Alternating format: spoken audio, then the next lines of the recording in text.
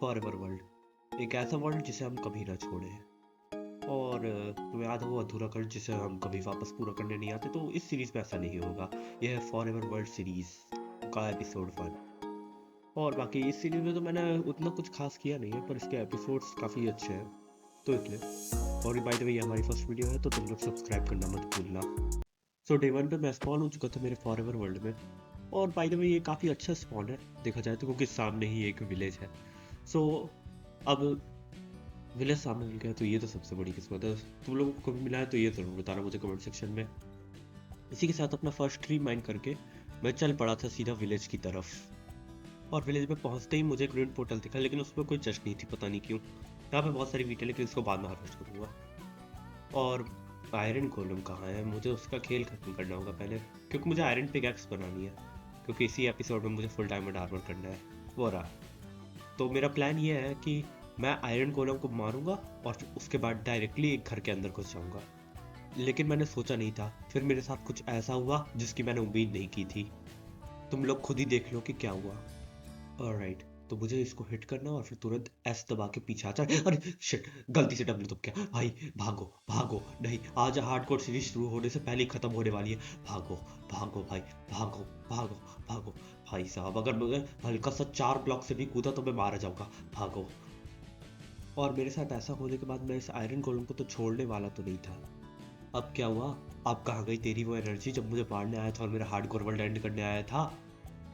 Alright, finally ये तो गया। और अब आयरन मिल जाने के बाद मैंने कुछ ज़रूरी काम किए विलेज में, और फिर चल पड़ा सीधा माइनिंग के लिए। तो माइनिंग सेशन तो इसी के साथ होता है कंप्लीट। भाई साहब सच बता रहा हूँ, हालत ख़राब हो गई माइनिंग में। और मैंने वाइब्रेंट विजुअल्स खराबी के लिए ऑन कर दिया, क्योंकि मैं थोड़ा बोर हो गया था। हाँ, क्या मतलब, टाइम पास करने का बेस्ट तरीका है ये। तो मुझे काफ़ी सारे डायमंड और आयरन वगैरह भी मिले, मैं दिखाता हूँ तुम लोगों को, रुको।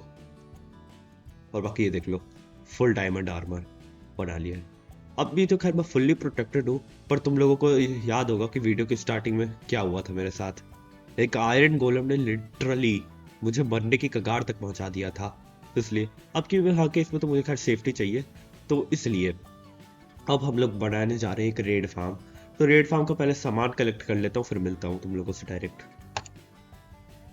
ऑलराइट, तो रेड फार्म का सामान तो जमा हो चुका है, तुम लोग देख लो जल्दी से। और बाकी ये देखो, इतना सारा सामान हमें लगने वाला है रेड फार्म बनाने के लिए। और बाकी मैंने पिलेजर आउटपोस्ट भी एक ढूंढ के रखा है, समझे? देखो बाहर। खैर मैंने अभी के लिए रेंडर डिस्टेंस मैक्स पे कर रखा था। और वो देखो, एग्जैक्ट वहाँ पे है पिलेजर आउटपोस्ट। खैर तुम लोगों को अभी दिख नहीं रहा होगा शायद, मैं थोड़ा पास जाके दिखा देता हूँ। क्योंकि देखो, पिलेजर आउटपोस्ट के या तो हमें पास पे बनाना होता है या तो ऊपर। अभी ऊपर बनाने में तो रिस्क है, क्योंकि मैं पीसी पे नया नया हूँ, तो इसलिए अभी के लिए हम लोग प्लेजर आउटपोस्ट के पास पे बनाएंगे। और वैसे भी जब भी हमने स्पॉटर की ज़रूरत पड़ेगी तो हम वहाँ से ले पाएंगे। तो एग्जैक्ट वहाँ पे बनाऊंगा मैं मेरा रेड फार्म। सो रेड फार्म बनाने के बाद मिलता हूँ, क्योंकि अगर मैं रिकॉर्डिंग के दौरान बनाने बैठा तो भाई समझ ही जाओ। सो 3, 2 एंड 1। ऑलराइट, तो इसी के साथ अपना रेड फार्म भी बन करके तैयार है, यानी अपना हार्डकोर का सबसे बेस्ट वेपन। सो अब मैं मिलता हूँ फॉर वर्ल्ड सीरीज के एपिसोड नंबर 2 में, क्योंकि अब मैं भी थक चुका हूँ और मेरे हाथ भी थक चुके हैं।